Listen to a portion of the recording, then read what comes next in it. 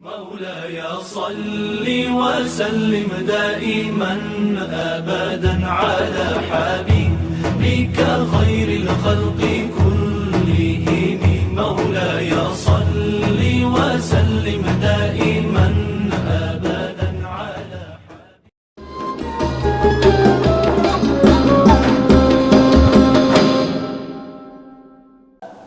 baru lahir. Ya, di Sombilan itu anak-anak yang baru baik. Kenapa?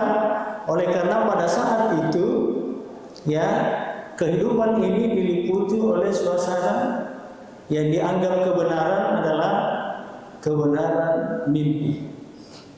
Nah, jadi mimpi itu yang pertama. Yang kedua, sihir. Sihir itu juga menjadi trendy pada suatu ketika. Ya, yang pada akhirnya sihir itu dijadikan sebagai tolak ukur kebenaran. Nah, yang terjadi pada saat itu ialah apa? Pada kehidupannya Nabi Musa. Ya, Nabi Musa yang versus dengan Fir'aun. Jadi pada saat itu ya lagi jaya-jayanya mimpi, lagi jaya-jayanya sihir, sehingga kemudian antara Nabi Musa dengan penyihir daripada Fir'aun itu dilakukan adu kekuatan. Siapa yang lebih hebat? Ternyata si pesihir daripada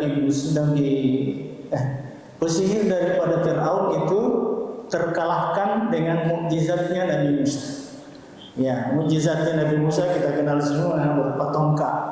Ya, Allah perintahkan Musa, ya, buat tongkatmu. Lalu tongkat itu menjadi ular besar yang sebelumnya didahului dengan sihir-sihirnya ya pelindung daripada Fir'aun. Akhirnya ular-ular itu dilalap semua oleh ya mukjizatnya Nabi Musa, tongkat menjadi ular besar. Nah, berikutnya mimpi seperti pada mimpi Nabi Yusuf. Ya, Nabi Yusuf ini termasuk ahli takwil mimpi. Ya, raja mimpi ya sapi gemuk-gemuk ya menetek sama sapi kurus-kurus, kan tidak logis. Ada apa ini sebenarnya?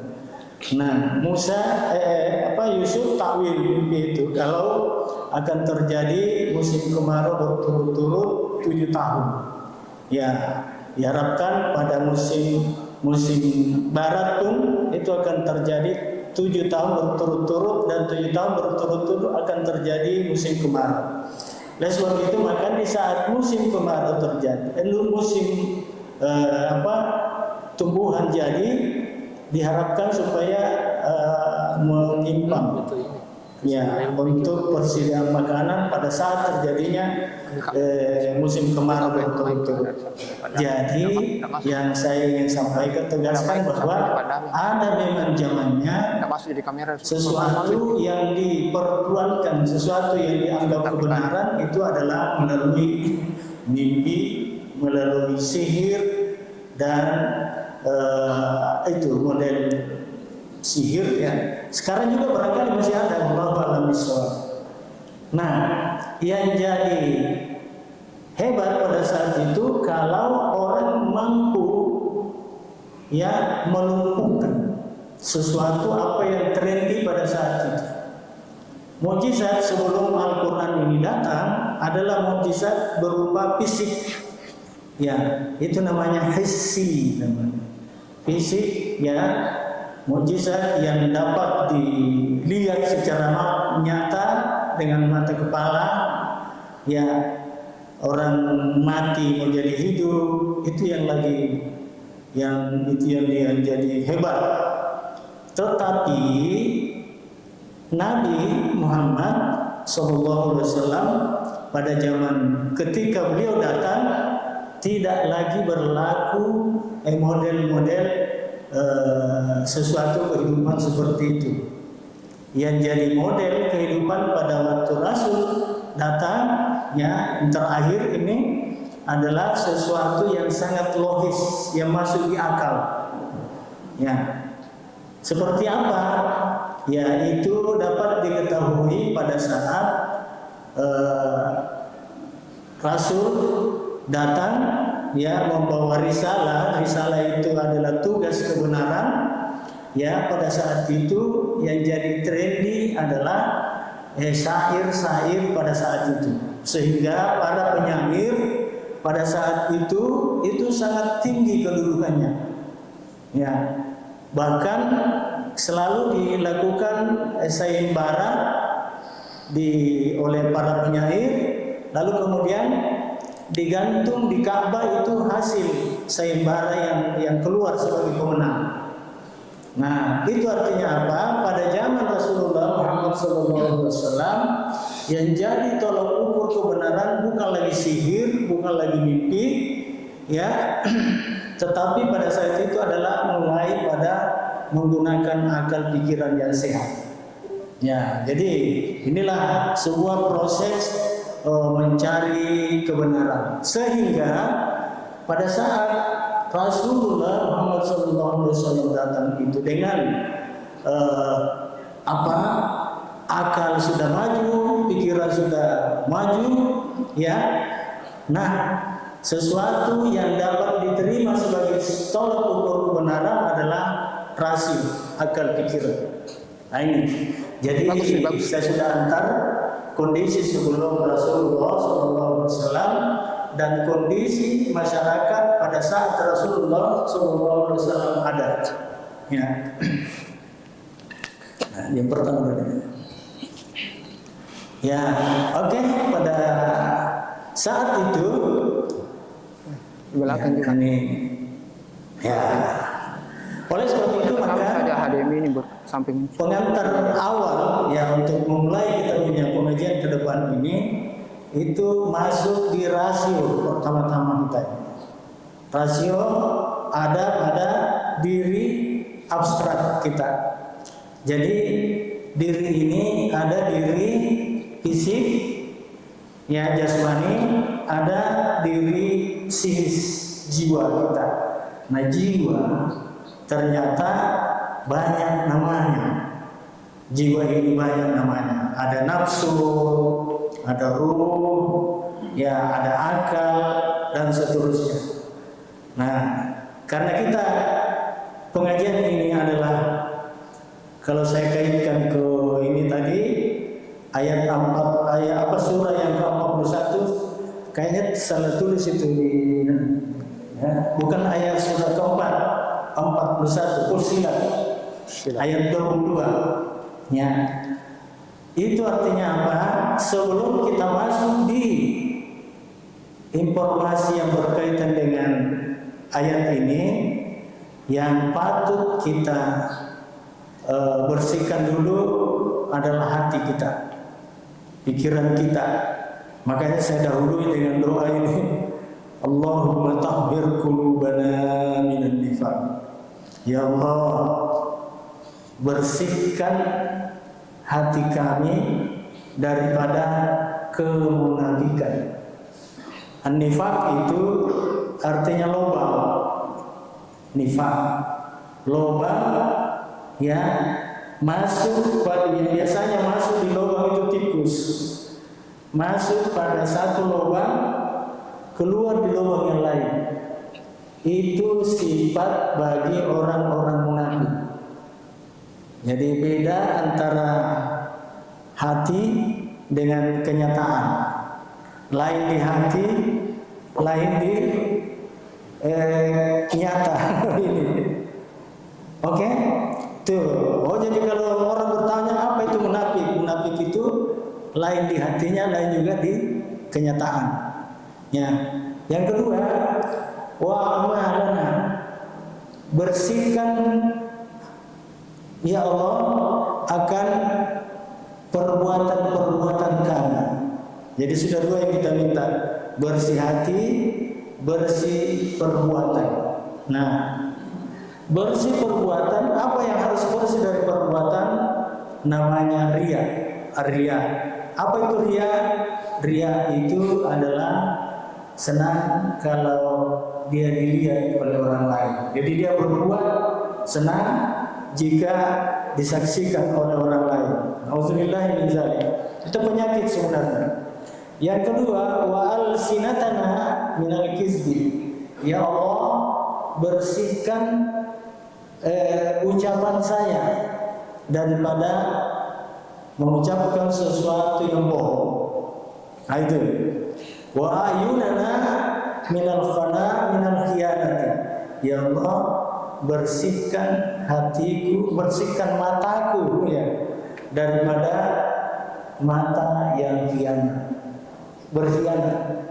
Nah, ini endingnya doa ini, innaka ta'lamu kha'inatal a'yuni wa ma tukhfi as-sudur.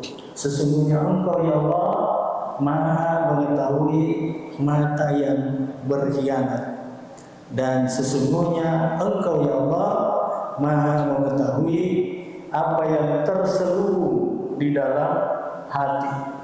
Ya, apa yang terselubung di dalam dada. Ya, subur itu dada.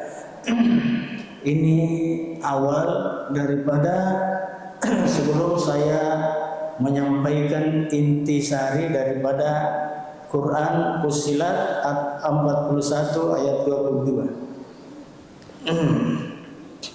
Ya, ini kita mulai masuk. Ya, ini hadis. Kunna inda Rasulillah sallallahu alaihi wasallam ya fadhahika faqala. Suatu ketika para sahabat bersama dengan Rasul sallallahu alaihi wasallam itu. Ini bincang-bincang Rasul dengan para sahabatnya yang lain. Ya, tiba-tiba Rasulullah sallallahu alaihi wasallam ketawa. Dia ketawa. Fadhahika. Faqala hal tadruna mimma adhaku. Hei kalian para sahabatku, apakah kalian itu tahu mengapa saya ketawa? Ini heran ini sahabat ini, kenapa Rasul tiba-tiba ketawa? Nah, ternyata apa yang terjadi? Ya, Rasul bertanya, apakah kalian tahu kenapa saya ketawa? Nah, itu. Lalu kemudian dia sendiri, orang di sekitarnya sahabatnya menjawab, Allah dengan Rasulnya yang tahu kenapa Rasul ketawa. Ya, Allah dan Rasulnya sendiri yang paling tahu justru apa penyebabnya sehingga Rasul ketawa. Nah, sambungan ayat ini, ya, qala Rasul menjawab. Jadi qala itu banyak artinya, Pak. Qala bisa berarti berkata, qala bisa berarti menjawab. Kalau sebelumnya ada pertanyaan, maka qala itu berarti memberi jawaban. Nah, ini sedikit-sedikit mengenai bahasa Arab. Jadi Rasul menjawab, min mukhatabatil albi rabbih. Ini soal berkaitan dengan seorang hamba dengan Tuhannya. Nah, ini. Jadi suasana yang berkaitan dengan hamba dengan Tuhannya, itulah yang membuat Rasul ketawa. Seperti apa suasananya itu? Ya, yaqulu Rasul mengatakan, ya, memberi uraian lebih lanjut. Ya Rabbi, bukan Rasul ini. Hamba nanti di hari kemudian mengatakan, ya Rabbi, alam tajurni minazulmi, ya Allah, sekarang ini, ya, ketika seseorang, berarti ini hadis, itu hadis yang menerangkan, menceritakan kehidupan pasca kematian. Ini berkaitan dengan sebelum manusia ini lewat sirat al-mustaqim. Kemarin dulu itu pengajian dari Pak Yusri bahwa kita akan lewat di sirat al-mustaqim seperti kilat. dengan melalui kurban yang kita lakukan. Itu sudah sampai seperti kita. Nah, sebelumnya itu ternyata ada kisahnya sebelumnya ini. Apa itu? Ini umat manusia pada saat itu mengatakan, ya Rabbi, sekarang ini ya Allah, bukankah Allah sudah membebaskan kami dari kezaliman? Begitu anunya. Ya, artinya tidak ada lagi kezaliman pada saat ini ya Allah. Nah, lalu kemudian qala yaqulu bala, Allah menjawab, iya, sudah tidak ada lagi kezaliman pada saat ini. Tidak sama dulu ketika kita masih hidup. Ya, kalau cepat-cepat bertobat itu diampuni, tapi kalau tidak bertobat dia meninggal, nah di sini akan terjadi siksa nanti. Nauzubillahi min dzalik. Kalau bala, Allah mengatakan iya, tidak ada lagi kezaliman sekarang. Tetapi fayaqulu, Allah mengatakan, wa inni la ujiru ala nafsi illa syahidan anni. Kalau begitu ya Allah, kami ini sekarang ini akan diberi balasan. Ya, jadi orang hamba pada saat itu mengatakan bahwa kami ini saat ini akan diberi balasan dan tidak ada penzaliman. Kalau begitu, nah ini orang ini, manusia ini mengatakan, kalau begitu saya ingin ya saksi tetapi dari diri kami sendiri. Nah itu, saya ingin menjadi saksi pada diri kami sendiri. Ini manusia pada saat itu, dia mengatakan di hadapan Allah. Lalu Allah mengatakan, qala, baik, ya falaqulu, kalau begitu kafa bi nafsika al-yawma 'alaika syahida. Cukuplah diri kalian sendiri akan menjadi saksi terhadap dirimu sendiri. Ya, ini ayat sebenarnya diambil ayat sebagian, hadis juga sebagian. Jadi Allah mengatakan kalau begitu oke, kita ujilah kita. Kafa bi nafsika al-yawma syahida, cukuplah diri kalian itu sendiri akan menjadi saksi terhadap dirimu sendiri. Nah itu, kita diberi kebebasan sebebas-bebasnya. Wa bil ikrami al-katibina syuhuda. Tetapi ketahui bahwa yang menjadi saksi selain dirimu sendiri adalah ikraman katibin, dua malaikat yang selalu ngikut di kita, sebelah kiri dan sebelah kanan, yang menulis segala aktivitas amal perbuatan kita. Itu juga akan menjadi saksi terhadap diri kita. Nah, qala fayukhbitukum, ya, fayahwaya, qala fayahtumu ala fihi. Pada saat itu, ya, mulut terkatup. Mulut itu terkatup, tidak bisa lagi ngomong, ya.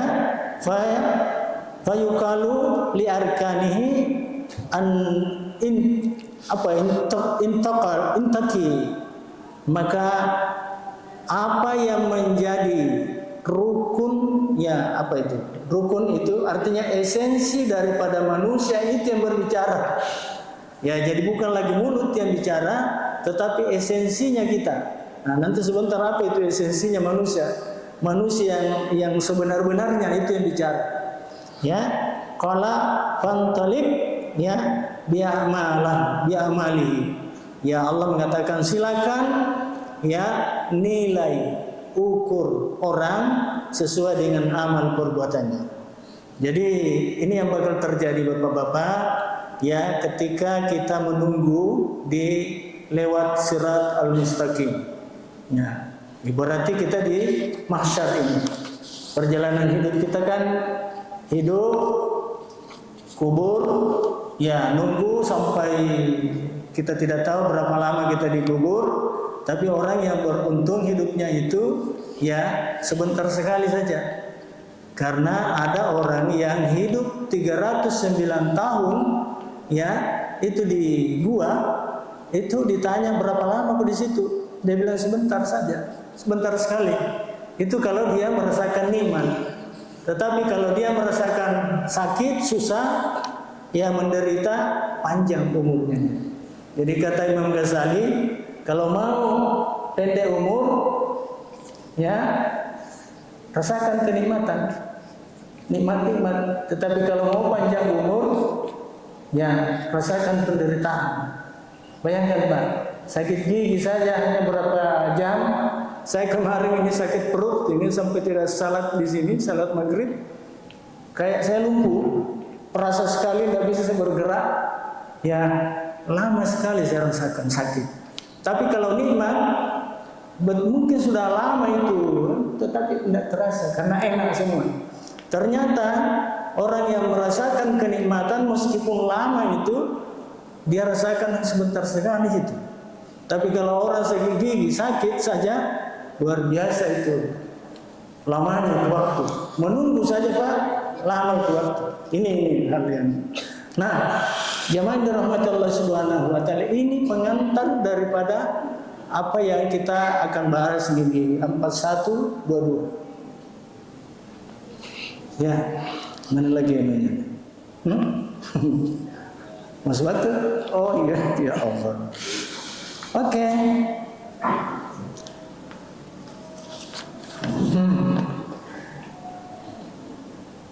Wah, 2 menit lagi masih ada. Jadi ini faktor 1 ini. Faktor 2 yang menyebabkan turunnya ini ayat atau sejarah turunnya ini ayat ialah ada 3 orang di sekitar Ka'bah. Nah, ini 3 orang di sekitar Ka'bah, dia mengatakan, "Hei, ya, ada orang dari orang Quraisy, ada orang dari Bani Syakifah." Dia bertanya satu dengan lain, "Hei, bagaimana itu? Apakah Allah itu mendengar sesuatu yang apa yang kita bicarakan ini?" Ada yang menjawab bahwa kalau besar suara Allah dengar. Yang lain mengatakan, nah kalau bisik-bisik tidak didengar. Yang lain lagi mengatakan karena 3 orang, nah masa kalau besar suara didengar Allah, tidak dengar kita bisik-bisik tidak didengar Allah. Semua ucapan, apakah itu bisik-bisik, apakah itu besar suara, Allah Maha tahu. Sedangkan di hatimu saja, apa yang tergores dalam hati, Allah tahu. Nah, inilah rangkaian yang berkaitan dengan turunnya ayat surah Fussilat, surah yang ke-41. Ini tertulis 4 ayat 22. Nah, ini jadi tidak ada sesuatu yang terlintas di dalam diri pun yang tidak diketahui oleh Allah. Semua diketahui oleh Allah, ya, termasuk perbuatan. Sementara mereka yang menyangka bahwa ya apa yang kita lakukan ini tidak diketahui oleh Allah Subhanahu wa taala. Ini pengantar dari pengajian kita pada kesempatan ini berkaitan dengan turunnya ayat yang 122. Tidak ada kamu itu manusia tidak mampu bersembunyi dari penyaksian pendengaranmu, tidak bisa kau bersembunyi dari penyaksian matamu, tidak bisa kamu bersembunyi dari penyaksian kulitmu. Jadi mata penglihatan, begitu pula pendengaran, begitu pula kulit akan menjadi lawan dari fisik kita ini. Jasmani kita akan menjadi berlawanan nanti. Fisik jasmani kita ini terkatur, ditutup oleh Allah, tidak bisa lagi terbuka. Padahal di ayat lain dikatakan bahwa meskipun di hadapan Allah manusia yang kafir ini, ya, itu menyangkal juga apa yang pernah dia lakukan ketika hidup di dunia. Ini yang saya sampaikan. Silakan kalau ada yang bertanya, ya. Terima kasih Bapak Ustadz atas pemaparannya pada malam hari ini. Selanjutnya kami persilahkan kepada seluruh jamaah baik dari laki-laki maupun perempuan untuk memberikan pertanyaan pada kajian kita tentang tafsir Quran surat Fussilat ayat 22. Persilahkan pada bapak-bapak, ibu-ibu.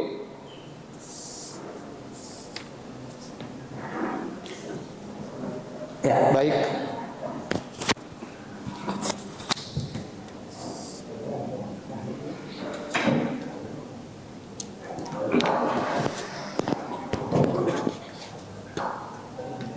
Ya. Bismillahirrahmanirrahim. Assalamualaikum warahmatullahi wabarakatuh. Izin Ustaz, saya ingin bertanya. Pada kesempatan kali ini kita kajian tafsir Al-Quran. Ya. Sependek pengetahuan saya, Ustaz, kalau kita mengkaji Al-Quran, tadi Ustaz tidak membaca ayat Al-Qurannya secara utuh, keseluruhan, dan hanya membaca saja artinya dan menafsirkan secara. Karena kalau kita bicara tentang Al-Quran, maka kita harus menyelesaikan dulu makna-makna ayat Al-Qurannya dulu, baru kita masuk di artinya. Kurang lebih di situ. Yang ini saya mau bertanya adalah kita lompat di kisahnya Nabi Musa sama Fir'aun. Ketika terjadi Fir'aun ingin melawan Musa, itu kan dipanggil sihir-sihirnya. Dan kemudian sihir-sihirnya mau melawan Nabi Musa. Dan secara logika yang ditegaskan oleh Ustaz tadi tentang logika, logis, orang-orangnya Fir'aun ini melakukan satu perlawanan atau yang disebut dengan sihir, dan kemudian Nabi Musa melakukan perlawanan terhadap untuk membela, dan dikatakan sebagai mukjizat untuk melawan sihirnya Nabi Musa. Ini secara logika tidak masuk akal, Ustaz. Kenapa? Kalau dibahasakan kalau kita ingin membungkus bahasa mukjizat untuk kemudian membenarkan Nabi Musa, maka tidak masuk dalam rasionalitas, Ustaz. Karena kita membenarkan Musa itu tadi kemudian melempar tongkat jadi ular besar, itu kan secara logika sihir juga. Kan itu kan sihir juga. Jadi kebenaran yang kemudian logis secara rasionalitas seperti apa yang kemudian kita mau tafsirkan di kejadian Musa sama Firaun itu, Ustaz? Apakah Musa juga tidak melakukan sihir? Ya, tentu sihir, karena dia sudah melakukan perlawanan tentang ular juga. Nah, itu karena sependek pengetahuan saya, Ustaz, mukjizat itu adalah sebuah peristiwa keajaiban atau kemampuan seseorang. Kalau kita bungkus secara Islam adalah orang yang diperintahkan oleh Allah atau mendapatkan wahyu itu. Lantas kenapa orang-orangnya Fir'aun ini tidak dikatakan sebagai mukjizat juga? Kan begitu. Jadi mungkin tolong dijelaskan secara rasionalitas, Ustaz. Mohon maaf kalau saya lancang, Ustaz. Terima kasih banyak. Billahi fisabilillah haq nun wal qalam mimma yasturun. Assalamualaikum warahmatullahi wabarakatuh. Ya, mudah-mudahan adik ini mendapat petunjuk, ya. Ada itu lalunya. Tolong disampaikan itu kalau ada yang mau bertanya, katanya jadi kebiasaan nyebut namanya. Oh iya. Yang dilupa itu. Sebut namanya dulu, baru bertanya. Jadi jangan mesti ayat baru terjemahan. Ya Ustaz, saya belum tahu. Nama saya Abdurrahman, Ustaz. Abdurrahman. Mahasiswa Unismu. Ya, Unismu. Bagus. Jadi saya tambah pengetahuan adik. Ya, Abdurrahman berkaitan dengan mukjizat. Mukjizat itu bahasa Arab. A'jaza yu'jizu i'jazun mu'jizatun, artinya melemahkan.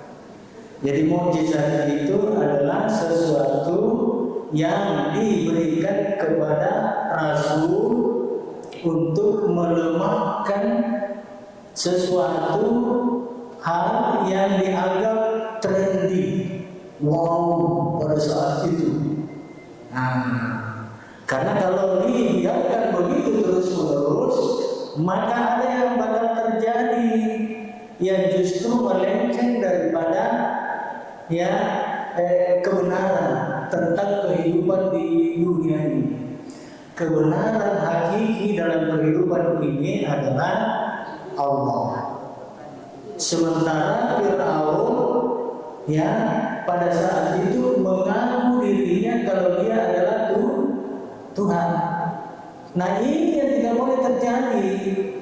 Nah, karena dia mengaku dirinya sebagai Tuhan, bahkan dia mengerahkan kekuatannya ya untuk mengakui kalau dirinya itu Tuhan, maka ini sangat berbahaya kalau dibiarkan. Karena ini adalah kebatilan, batil. Ya, batil itu versus daripada al-haq, kebenaran. Nah, yang Allah mau ya kebenaran menjadi viral, diviralkan, trending, ya itulah yang dialih oleh manusia sehingga dia pada akhirnya lulus selamat dalam perjalanan hidupnya. Sedangkan kalau pengakuan Fir'aun mengaku dirinya sebagai Tuhan itu yang menjadi trendy dalam kehidupan ini, maka kehidupan ini akan menjadi dibenci oleh Allah. Jadi dua kekuatan ini bersaing, dua konstituen ini selalu bersaing dari awal. Adam, iblis, ya. Terus Nabi Nuh anaknya dengan istrinya jadi musuh, ya kan? Versus. Terus Ibrahim dengan Namrud versus, ya. Terus siapa lagi? Musa dengan Fir'aun versus lagi. Tidak, Allah itu tidak reda kalau kebatilan yang menjadi trendy sementara kebenaran itu cium. Makanya Allah ya dengan rahmat dan kasih sayangnya dia mengutus orang yang itulah disebut rasul dengan dibekali kemampuan untuk melawan itu. Kekuatan apa yang menjadi hebat, membuat hebat dia? Itulah yang dilumpuhkan. Jadi mukjizat itu ya bukan apa seperti apa yang adik paham tentang mukjizat tadi? Kemampuan tidak, bukan kemampuan. Allah yang kasih ya sesuatu yang hebat pada diri seorang rasul, lalu seorang rasul itu kemudian dengan kehebatannya sesuatu yang dipandang wow hebat, trendy pada saat itu dilawan. Pada akhirnya mukjizat ini adalah ya bentuk kasih sayang Allah kepada Rasulnya, sehingga kemudian apa yang hebat dipandang hebat pada saat itu. Nah ini yang harus dipaham. Jadi mukjizat itu bukan kekuatan biasa, tetapi kekuatan itu Allah yang kasih sebagai seorang rasul, lalu kemampuannya itu tidak bisa dikalahkan, tidak bisa dikalahkan. Ya, itu dan pada saat itu kekuatan yang nyata, ya nyata, kan nyata itu kalau misalnya sihir, ya ular menjadi tongkat menjadi ular. Nah, kalau kekuatannya Firaun itu ya kayak tali menjadi ular, begitu. Kekuatannya Musa ya dari Allah, kan Allah mengatakan, "Hei Musa, lemparkan tongkatmu." Musa juga takut juga Musa itu dia, kenapa tiba-tiba jadi ular ini? Ya. Jadi ketika ini dilalap ini sihir-sihir itu kan dia bikin takut juga. Musa diperintah oleh Allah yang kedua, "Hei Musa, pegang ular, pegang itu tongkatmu." Begitu dia pegang kembali jadi ular tadi kembali jadi tongkat lagi. Itulah kekuatan mukjizat namanya. Tapi mukjizat isi, kalau mukjizatnya Nabi tidak seperti itu. Nabi Rasul Muhammad SAW kekuatan pikiran, sehingga yang jadi tolak ukur adalah siapa yang paling bagus syair-syairnya. Syair-syair kan ada baik-baiknya, ada susunan-susunannya, ya sehingga orang tertarik. Waktu hari mulai sejajar bersajak. Nah, kata-kata yang bersajak itu tidak semua orang bisa menyusunnya. Istilah yang dibangga-banggakan. Tetapi Tetapi begitu turun ayat Al-Quran, apa yang mereka banggakan itu justru tidak ada lagi artinya begitu, tidak dibanggakan lagi. Itulah salah satu faktor yang menyebabkan Umar bin Khattab, karena Umar itu adalah seorang ahli bahasa juga, ya, masuk Islam karena dia bandingkan sastra orang Arab pada saat itu dibanding dengan ayat yang dia baca, ya, surah Taha ayat 1 sampai 9 itu jauh lebih hebat sajak-sajaknya. Itulah yang membuat dia tertarik masuk Islam. Jadi dilumpuhkan itu sesuatu yang trendy hebat, ya, sajak-sajak daripada syair-syair yang dibuat oleh penyair pada saat itu, ya, ternyata tidak ada artinya dibanding dengan ayat-ayat Al-Quran. Nah, itulah faktor yang menyebabkan Umar bin Khattab masuk Islam, karena Umar paham tentang sajak-sajak pada saat itu. Jadi itu. Jadi Ade Rahman ditingkatkan pemahamannya, bukan sekedar kekuatan itu Allah yang kasih dia, dan itulah mukjizatnya. Mukjizatnya Nabi Isa apa? Dapat menyembuhkan orang yang kena penyakit lepra, sembuh. Dia dapat menyembuhkan orang yang buta, melek kembali. Dia dapat menyembuhkan orang mati, hidup lagi kembali. Itu kemukjizatan yang berlaku pada, ya, itu juga. Apa lagi? Nah. Hah? Oh, gitu. Jadi karena ini belum selesai, ya rupanya ada informasi. Kalau waktu sudah masuk, Masya Allah. Waktu sudah masuk. Jadi begini, saya ingin menyampaikan bahwa dalam kehidupan ini memang ada keinginan ego. Tetapi betapapun ego ini mau, tidak bisa melampaui keinginan Allah. Boleh jadi sesuatu yang Anda anggap baik, ya, di sisi Allah itu jelek. Boleh jadi Anda anggap sesuatu itu jelek, tapi di sisi Allah justru itu yang lebih baik. Jadi keinginan kita, ya, harus menyesuaikan dengan petunjuk. Jangan lagi akal-akalan, jangan lagi bangga dengan sihir-sihir, jangan lagi bangga dengan mimpi. Sudah ada nih ayat Al-Quran yang kita jadikan pegangan dari sekarang sampai 2 hari sebelum kiamat, sampai mati kita. Nah, saya ingin akhiri dengan sebuah kisah sedikit, ya. Pada saat seorang raja di kaum Uhdud, ya, Uhdud tidak sempat saya jelaskan, mengatakan begini: ada pemuda yang begitu tegar, konsisten mempertahankan akidah. Nah, raja ini marah karena seorang pemuda ini membicarakan mati, dibunuh, tidak bisa dia mati. Selalu dia datang di hadapan raja, hidup kembali, hidup padahal sudah ditenggelamkan, sudah dibuang, ya, dibunuh, tidak mati-mati. Nah, dia bukan rahasia kepada raja. Raja kalau membuat saya mati, ada rahasianya.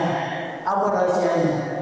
Ikat saya di pohon yang besar, lalu kemudian ambil panah saya, lalu sebelum Anda memanah saya, maka ucapkan di hadapan orang banyak. Jadi disumpul dulu orang banyak, ribuan orang kumpul di hadapannya, lalu orang ini kemudian ditembak oleh sang raja. Ya, apa yang terjadi? Sebelum dia tembak ini, ucapkan dulu bahwa, ya, tidak ada kebenaran adalah kebenaran dari Tuhannya seorang pemuda ini. Tembak, tak, meninggal, kena jantung. Nah, karena raja ini mau egonya yang diikuti, ternyata jemaah yang banyak itu yang ribuan banyak, dia mengatakan kepada raja, saya percaya kepada Tuhannya sang pemuda ini, bukan Tuhannya sang raja. disitulah letak kemenangan daripada seorang pemuda yang jujur istiqamah di dalam dirinya. Masya Allah. Ini sebuah yang closing dari pengajian kita pada kesempatan ini. Mudah-mudahan ada manfaatnya. Ya, saya mohon adik panggillah itu anak-anak ya teman-temannya di Wisma ya, untuk datang ke sini setiap. Jadi pengajiannya kita malam Rabu, ya malam Jumat malam, Rabu malam, Jumat malam dan Minggu malam. Itu insya Allah otomatis itu. Jadi sekaligus. Jadi saya kira demikian.